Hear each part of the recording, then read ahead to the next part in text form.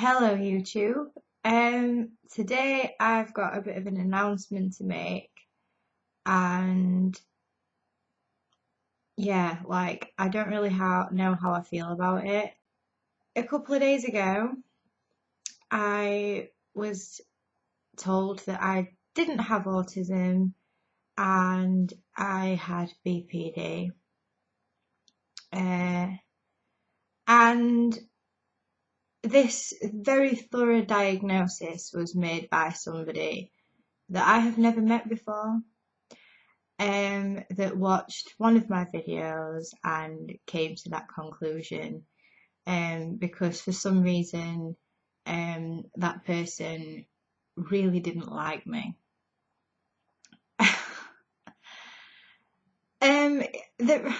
Usually I ignore comments like that because, I've had every insult under the sun.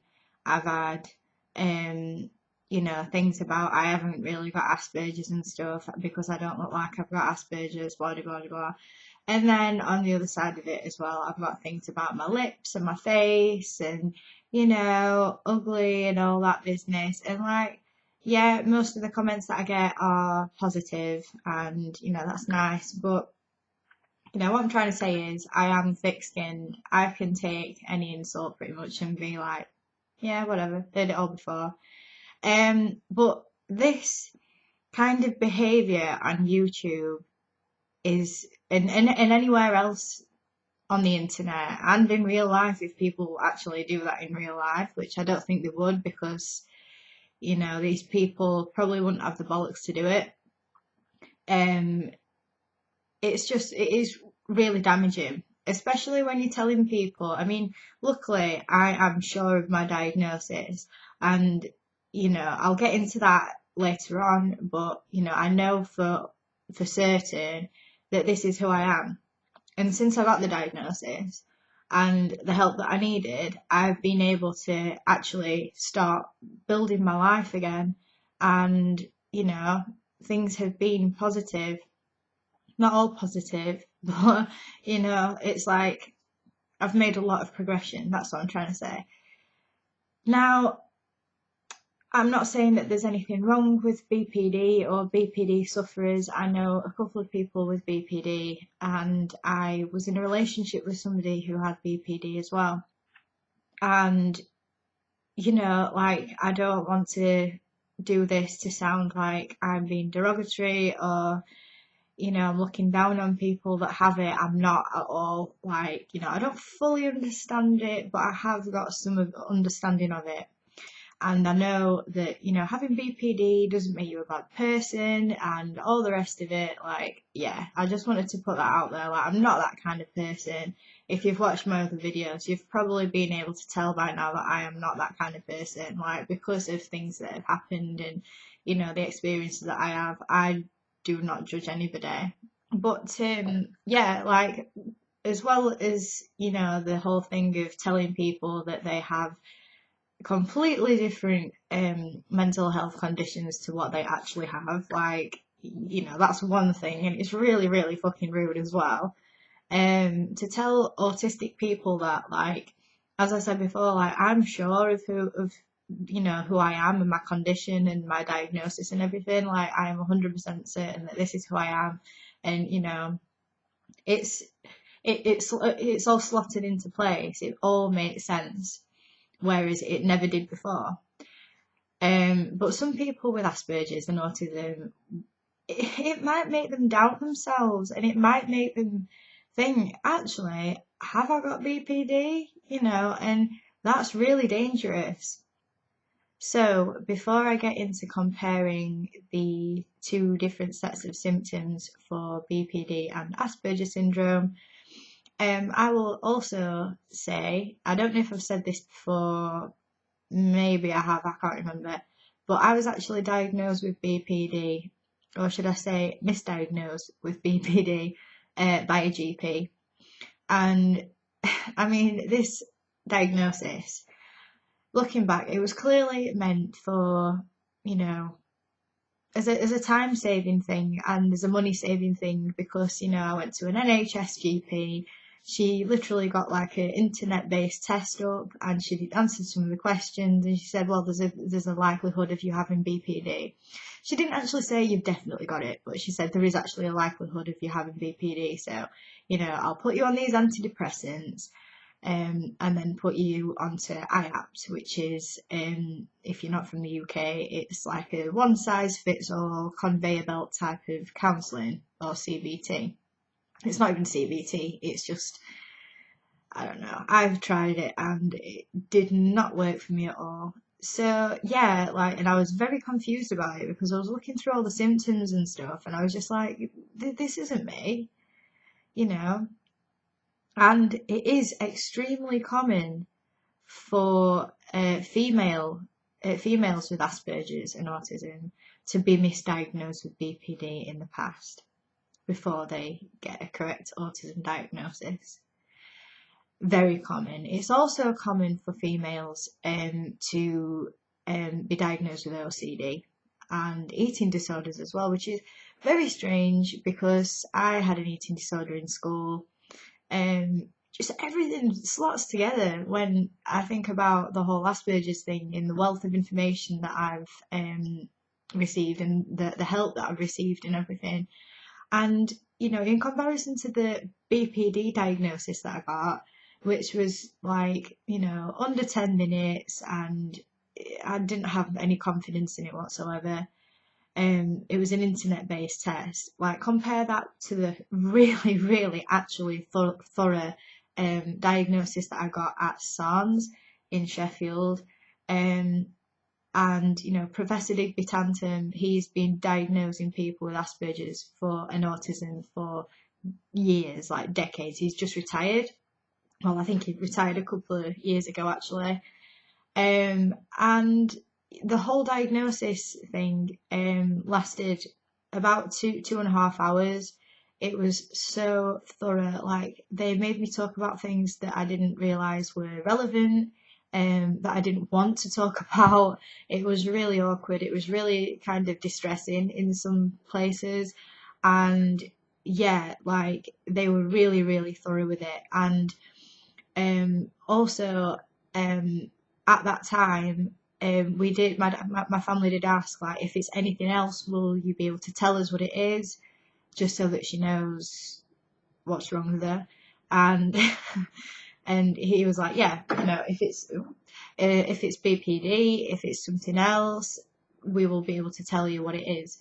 And by the end of it, there I had the Asperger's and ADD diagnosis. It was definite. I was put straight through to a psychiatric, counselling, specialising in Asperger's and autism, with Dr. Richard Smith, and he was extremely helpful. Like, he's a really nice person as well, and he's very calm, and he just fully understands the whole thing, which was just so refreshing, and that helped me so much because, it just all slotted into place. So when people that I've never met before say, you've not got Asperger's, you've not got autism, you don't seem like you have anyway, you've got BPD, it's just like, well, yeah, I fucking have. Do you know what I mean? Like, what do you want me to say? What do you want me to, do about it? Like, I'm not gonna act a different way to fit a certain stereotype on YouTube. So people are like, yeah, she's definitely got Asperger's. Yeah, like, she's really shy, and she doesn't look at the camera, and she likes science, and I'm not going to fit myself into a stereotype just so that people get off my case. I'm not doing it. Like, I've definitely got Asperger's, definitely got ADD. This is who I am, and yeah, sometimes I might not seem like I have, but that's probably because, and this is a lot more common in women with Asperger's, I've learned to mimic other people and, appear to be less Asperger's. So, like, roll back a few years ago when I was a teenager and a child, in my early years, I was nothing like this. Like, I was very kind of weird. Like, I just didn't know how to act in front of people and how to integrate and how to present myself, and I didn't know what was socially acceptable or anything. And you know, a lot of the time as well, there was a fair few times where I would actually just really like ruthlessly copy other people and try and change my personality because I hated it that much, and I just felt so um alienated from everybody, and I just wanted to fit in and be different. And now I'm just like completely myself, like, you know, but at the same time I can't really shake off my ability to appear less Asperger's. I can't really describe that in another way, but you know what I mean. Like, you know, now that it's been instilled into me and I've done it for so long, it's kind of become part of who I am. So now I'm going to go through the symptoms of BPD, and we're going to explore that a little bit. So this is off the NHS website that I'm looking at first. Emotional instability. Yeah, I do have that. But emotional instability, the only time that I have emotional instability is a week before my period, and that is because I have something called PMDD. So when I have that, like, it's just as if a black cloud comes across it over me and just makes me feel shit about everything, and like the world's going to end, and this really overpowering, unexplained depression and paranoia and everything. It's really horrible. But apart from that, I don't really have emotional instability. Like, unless something really upsets me and there's a reason for me to be upset, then, you know, I will be really, really upset. But as far as instability goes, no. Disturbed patterns of thinking or perception, also known as cognitive distortions or perceptual distortions. I don't really know what that is. I don't know what they mean by that. Like, yeah. Next, impulsive behaviour. Sometimes I'll get rid of my chewing gum. Yeah, impulsive behaviour. Sometimes I can think of some instances where I have done things impulsively, like, you know, I don't know, mainly self-destructive behaviours, I suppose, when I was younger. But not really, because I like routine and I like schedule and I like familiarity, and I don't like impulsive things really, and surprises, and you know, that's not really how I roll. Intense but unstable relationships with others. One of them was, yeah, but I don't think that was me, let's just say. I'm not really going to talk about that because I don't know who's watching, and that's in the past, so I don't want to, like, you know, sound bitter or anything. But yeah, it wasn't a very good relationship. It was very unstable and it was very frightening sometimes. So yeah, I think that's all that's on this one. I saw something on the Mind website. Let's have a look at that. Right, so this one's on the Mind website. You feel very worried about people abandoning you and would do anything to stop that happening. I like my alone time, mate. Do you know what I mean? Like,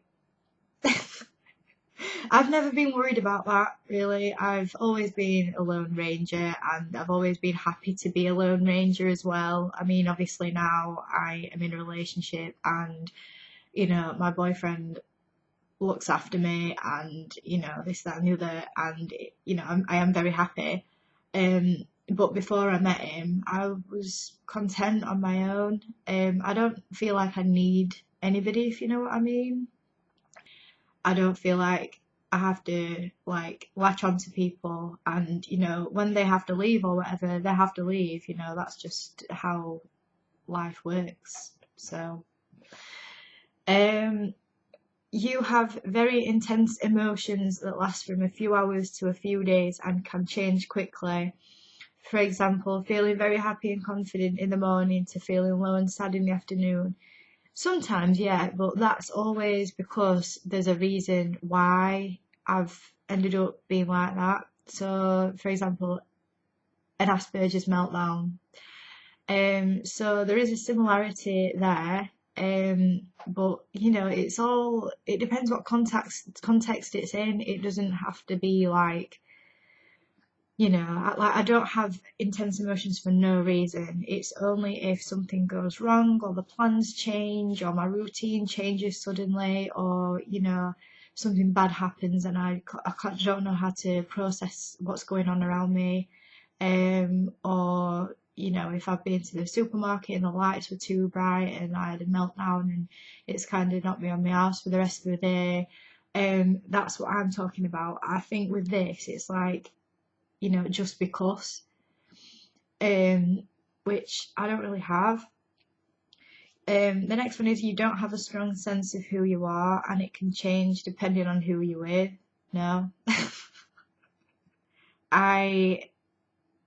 I think that used to be me, but I think a lot of people, you know, mental health problems or not, you know, when you're growing up, you're like finding your identity and stuff like that. But with me, I am who I am, and I don't try and kind of change and this, that, and the other depending on who I'm with. Sorry, um, it sounds like a lot of hard work to me. So the next one is you find it very hard to make and keep relationships. Yeah, yeah, that's a similarity. Um, but that's because like I still don't fully understand like how friendships and everything work, and you know, communication. Like I still have communication problems and sensory processing problems and all the rest of it, you know. So it's not because like of my unstable moods or whatever. It's because of the lack of understanding on both parts really, of how people work and for other people how I work, you know. So I kind of like try and keep myself to myself as much as possible and only have like a couple of close friends. You act impulsively, as I mentioned before. No, not really. Um, oh, it says in brackets binge eating, using drugs. Well, in that case, you know, back in the day. You have suicidal thoughts or self-harming behaviour. Uh, both of these things I've struggled with for a very long time since I was a child. I'd just like to put that out there as well that I'm doing fine on both of those things recently. Yeah, like I feel like I've got a lot more, I don't know, self-preservation in me, a lot more fight and purpose, and you know, I'm more driven, and I don't know, I've realised that I'm actually quite a good person, and you know, I can do things, whereas before, when I really did struggle with those things for years, I didn't have any kind of self-worth or, you know, like purpose and stuff. So I just thought, well, my life's going nowhere and I'm a piece of shit and I hate myself, so what's the point? So, you know. But now, like, the thought of hurting myself, unless I was really, really, really, really, really, really upset and, like, there was no way of calming myself down or anything, um, I'd just be like, I don't think I'd even think about it, to be honest, because I don't want to do that to myself anymore. So it causes a lot more problems than it's worth, you know. The next one is you feel empty and lonely a lot of the time. No. No, I don't. I never feel empty. If anything, I feel like there's so much stuff going on in my head. I don't know if that's the ADD or whatever, but I'm just thinking about loads of different things at the same time and like, ooh, just punch the TV. And you know, I never feel like numb or anything, because that's another thing as well, feeling numb or checked out. No, like if anything, I feel like I'm overly sensitive to everything that's going on around me. You get very angry and struggle to control your anger. Um, when I was younger, I did struggle with this, but it was never directed at anybody else or anything. It was always directed at myself, and my way of dealing with it was just to sit in my room and take it out on myself. So yeah, like I have experienced that. But you know, everybody gets angry once in a while, you know. It's not really anything major. Like I don't feel like I've got a problem with anger or anything. Like if something goes wrong, my reaction is just to cry hysterically and not be able to like verbalize things, and yeah, just get myself into a state. Like I don't really get angry, but you know, it depends what's caused it. Like I wouldn't just flip out for no reason or anything. I know there's a lot of like negative things in that, but I just want to say, like, if you do have BPD, like it doesn't make you a bad person or anything. Like, and with BPD, I think it's treatable. I know I tried getting somebody that I was close to into a BPD help group, and they were put on medication and stuff, but they didn't follow it up. So I don't know how that person's doing now with it, but yeah, like there is things out there that can help, like different organisations and stuff and medication. It's not you, it's like, you know, you've got an illness at the end of the day. Just like my condition causes me to like react to things in a way that isn't kind of socially normal or anything. Like, you know, there's pros and cons to everything. Let's have a look at Asperger's symptoms in women preferably, but there's not a lot of things on here about women, is there? So right, I can't find like a list of Asperger's symptoms, maybe because the spectrum is very varied and it is kind of different for everybody. It would be nice to have like a list of, you know, the main ones. Probably should have done that myself before making this video, but I wanted to go off, you know, something like an official website or something, as I did with the borderline personality one. So under the social communication bracket, we have a difficulty to use or understand facial expressions. Yep, definitely. Tone of voice. Yep. Jokes and sarcasm. Yep. Especially in school, I was terrible for sarcasm and stuff. I just used to think everything what everybody said was just so.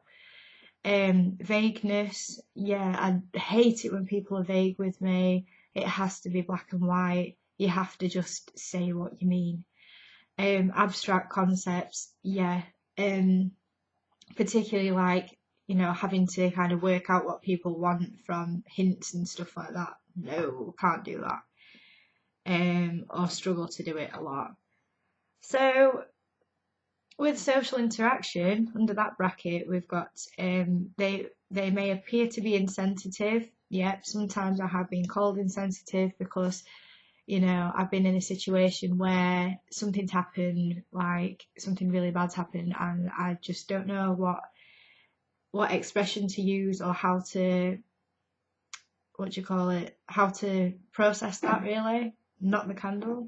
Punch the TV and knock the candle today. We're doing well this morning. They may seek out time alone when overloaded by other people. Oh my god, yes, this is me. And I feel like this has got worse as I've got older, which is quite worrying. But yeah, they may not seek comfort from other people. Yep, I prefer to just lock myself away and just come out when I'm good and ready. They may appear to behave strangely or in a way thought to be socially inappropriate. Yeah, especially at school and college. Like there's nearly on a daily basis, people would look at me like, "What the fuck are you doing?" Or "What did you say?" and I'll just be like, don't know what you're on about. So restricted repetitive patterns of behaviours, activities and interests. Yes, of course. Like, I need a weekly routine. That's the way I do it. Like, so on Mondays, I will be in the West Midlands with my boyfriend. On Tuesdays, I will come back in the morning on the train, have lunch, put some washing in and stuff like that, maybe tidy my room and then go to work. Wednesday, I usually have a driving lesson, go to the gym, do my food shopping. Thursday, that's changed recently because I'm now having 2 driving lessons because I want to definitely pass my test by the 9th of February and I'm absolutely shitting myself. So yeah, but apart from that, pretty much a free day. Friday work, and then Saturday or Sunday alternating work. So, you know, one day I'll do a Saturday, next week I'll do a Sunday, and it'll just go like that. So I know if, like, last week I did a Saturday, so this week I'm doing a Sunday. I know where I am with it. Work starts and finishes at the same time. It's not during busy periods where, you know, I'm going to get caught up in public transport and stuff like that for ages, and it's going to be really busy, and, you know, I didn't word that very well. Like, I still get public transport, but I don't get it during busy periods because that's something that I really struggle with as well. But yeah, like, what, without waffling on, routine is extremely important to me. I mean, for example, at Christmas, like, everything changed. I was eating different food at different times. You know, I was in different places at different times. I wasn't at work. Then I was at work on days where I wouldn't normally work. And then, you know, it was just like, what is going on? And then I went down to my boyfriend's on Christmas Day evening and went to his mum and dad's house, and all his all his family and that were there, and there was loads of people in a small living room. I was just sat there like just trying to hold it together. It was really nice to see everybody, but I did find it very, very difficult. And then, you know, there was more socialising, and I was just fucking knackered after it. Like, I'm glad to get back to normal. Like, yeah. High focused interests. Oh my god, yes. If you've seen my other video about my special interests, you will know I am very passionate and very knowledgeable in very specific topics. Topics that maybe not that many people will have an interest in. But they are very important to me and they take up a lot of time. So yeah, that's definitely one of the symptoms. Sensory sensitivity, yes. The worst one for me is lighting. Fluorescent lights, you know, like in shops and offices and stuff like that, they make my head hurt, and they make my eyes hurt, and they make me feel dizzy, and they make me panic sometimes, because I'm that overwhelmed by the intensity of the lights. When I ask other people, can I turn the lights off? Are the lights too bright for you? They'll be like, no, they're fine for me. I don't know what you're on about. So, you know, like, before I got diagnosed with Asperger's, I was just like, why is this happening? You know, like, am I going crazy? Because nobody else around me seems to have this same problem. And now I know it's because of the sensitivity. Like, I even had glasses for a bit when I didn't need glasses, because I was just like, I couldn't see the computer screen because of the glare and the lights and stuff when I worked in an office. So I had glasses for a bit, but that didn't work as well because I have Asperger's, and that is what happens to people with Asperger's. All slots together. Sounds, car alarms and burglar alarms. Any repetitive noise for me is just a no-no. Tapping on the tables, no. The sound when you get in the car and somebody hasn't put the seatbelt on, no. And some of that actually does make me very frustrated, and you know, I can get a bit tetchy, and I don't mean to be, but it's because it really does rattle me. So yeah, I mean, when I was a child, I was actually like, I mean, it's just said here, they may be fascinated by lights or spinning objects. When I was little, I used to love, like the mobiles with the lights on and stuff like that that project the lights onto the ceiling. I had one of them. I used to love that. And I had another mobile that was like a carousel, and I kept that above my bed until I was, like 12 or something, because I just like to watch it spin round. So yeah, like that's something as well.